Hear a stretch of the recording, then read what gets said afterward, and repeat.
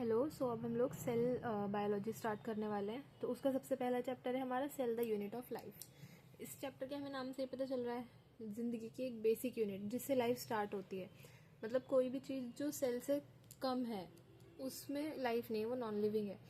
तो सेल से कम क्या होते हैं? सेल के ऑर्गेनल्स होते हैं। तो ऑर्गेनल्स भी लिविंग नहीं है इतना तो आपको पता है। बट अगर जिनको बिल्कुल नहीं पता होता तो सेल क्या है, एक सेल क्या है हमारी fundamental structural and functional unit of life. Fundamental का मतलब है बेसिक, जिससे कोई चीज़ बनना स्टार्ट हो रही है, वो हमारा फंडामेंटल है। स्ट्रक्चरल और फंक्शनल यूनिट, स्ट्रक्चरल भी बेसिक हमारी सेल है और फंक्शनल भी।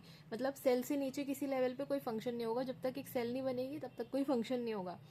और स्ट्रक्चर भी सेल से स्टार्ट होता है। जैसे हम कोई घर बनाना स्टार्ट करते हैं तो सबसे पहले ईंटें होती हैं।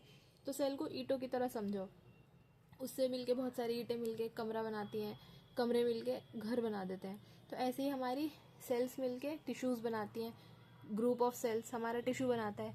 टिश्यूज़ मिलके हमारे डिफरेंट ऑर्गन्स बनाते हैं और अलग अलग ऑर्गन्स मिलके हमारा ऑर्गन सिस्टम बनाते हैं। और सारे ऑर्गन सिस्टम मिला के क्या बनते हैं? हम बन जाते हैं, इंसान, ऑर्गेनिज्म बन जाता है। तो सेल हमारी फंक्शनल यूनिट है, फंडामेंटल स्ट्रक्चरल और फंक्शनल यूनिट है लाइफ की। सेल की डिस्कवरी कैसे हुई थी?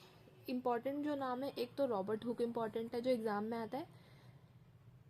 रॉबर्ट हुक ने डेड सेल को डिस्कवर किया था, ये पता होना चाहिए। इसने डेड सेल को डिस्कवर किया था 1665 में और बुक लिखी थी नॉट इम्पॉर्टेंट।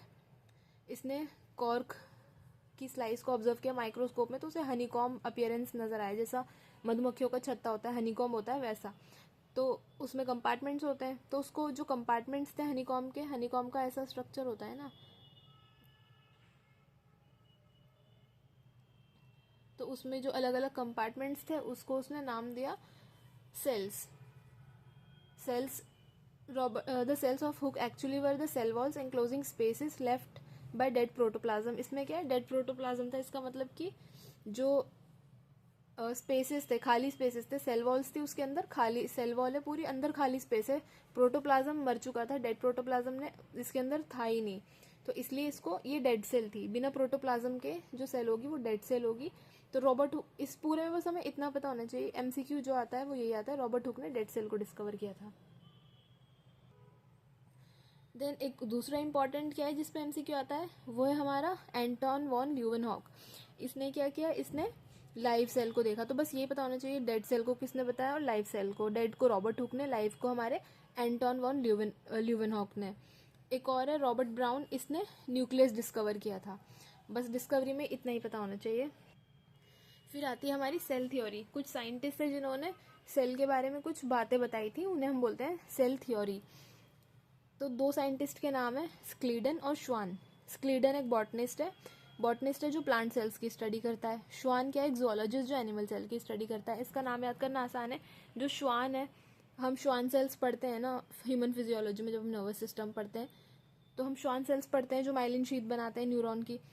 तो एनिमल्स में ही तो पढ़ रहे हैं, ह्यूमंस में तो वही वो हमारी जूलॉजी होती है। तो श्वान क्या है? एक जूलॉजिस्ट। इसी के नाम पे वो श्वान सेल्स का नाम पड़ा है, तो ये हमारा जूलॉजिस्ट है। दूसरा जो बचा स्क्लीडन, वो बॉटनिस्ट है।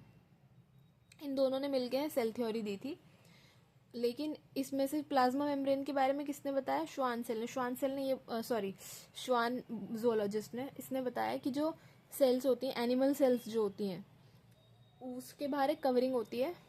उस टाइम उसने नाम नहीं बताया था, बस उसने बोला था एनिमल सेल्स में के बाहर एक कवरिंग होती है, एनिमल सेल है उसकी एक कवरिंग होती है। उस कवरिंग का उसने कोई नाम नहीं बताया था, उसको नहीं पता था नाम, बाद में। आज हम उसको क्या बोलते हैं? Plasma membrane. तो श्वान ने ये बात बोली। ऑफ कोर्स एनिमल्स के बारे में श्वान ही बात करेगा क्योंकि वो जूलॉजिस्ट है, बट एक उल्टा काम इसने किया। ये जूलॉजिस्ट है लेकिन इसने प्लांट के बारे में बात की। इसने क्या बताया कि प्लांट्स, जो प्लांट सेल्स हैं उसके पास सेल वॉल होती है जो कि एनिमल सेल्स के पास नहीं होती। तो श्वान ने प्लाज्मा मेम्ब्रेन का बताया और दूसरा सेल वॉल का भी इसने ही बताया। भले ही ये एक जूलॉजिस्ट है फिर भी इसने बताया कि प्लांट्स में सेल वॉल है।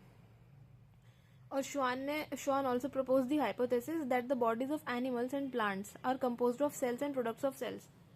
प्लांट्स और एनिमल्स की जो बॉडीज हैं वो सेल्स और सेल के प्रोडक्ट मतलब जो सेल से बन रही हैं चीजें। सेल क्या बनाती है? प्रोटीन बनाती है, ग्लाइकोप्रोटीन, ग्लाइकोलिपिड, ये सब चीजें बनाती है। तो उससे ही मिलके एनिमल और प्लांट बने। तो सारी मेन बातें कौन बता रहा है? श्वान ही बता रहा है। सेल थ्योरी दोनों ने मिलकर दी थी और ये जो बातें अलग अलग लिखी हैं सब श्वान ने बताई हैं। ऐसे याद कर सकते हो कि हम श्वान सेल्स को पढ़ते हैं तो श्वान ने ज़्यादा कुछ बता रखा है। स्क्लीडन का हमने नाम भी नहीं सुना, उसने सेल थ्योरी के अलावा ये सारी बातें उसने नहीं बताई। श्वान सेल को हम जूलॉजी में पढ़ते हैं और उसने सब बताया है। फिर एक दूसरा साइंटिस्ट है जिसका नाम है रुडोल्फ वर्चो। रुडोल्फ वर्चो ने क्या किया, जो हमारी सेल थ्योरी थी उसको मॉडिफाई किया रुडोल्फ वर्चो ने। इसने बताया दैट सेल्स डिवाइड्स। इसने ये बात, उन्होंने तो बता दिया कि सेल होती हैं, सब सेल से मिलके बने, बट सेल्स डिवाइड करती हैं और नई सेल्स बनती हैं फ्रॉम प्री एग्जिस्टिंग। जो पहले से एक सेल है वो क्या करेगी, डिवाइड करके 2 सेल बना लेगी। तो जो एक नई सेल आ गई ना, डबल हो गया ना नंबर, तो नई सेल कहाँ से आ रही है, प्री एग्जिस्टिंग सेल से ही आ रही है, जो पहले से एग्जिस्ट कर रही थी उससे ही नई सेल बन रही है। ये बताया रुडोल्फ वर्चो ने। इसने ये टर्म दिया ओमनिस सेलुला ई सेलुलम। इसका मतलब यही है कि प्री एग्जिस्टिंग सेल से ही नई सेल बन रही है। और इसने सेल थ्योरी को मॉडिफाई किया और ये बोला कि all living organisms are composed of cells. दूसरी बात इसने ये बोली, all cells arise from preexisting cells, वही है ओमनिस सेलुला ई सेलुलर।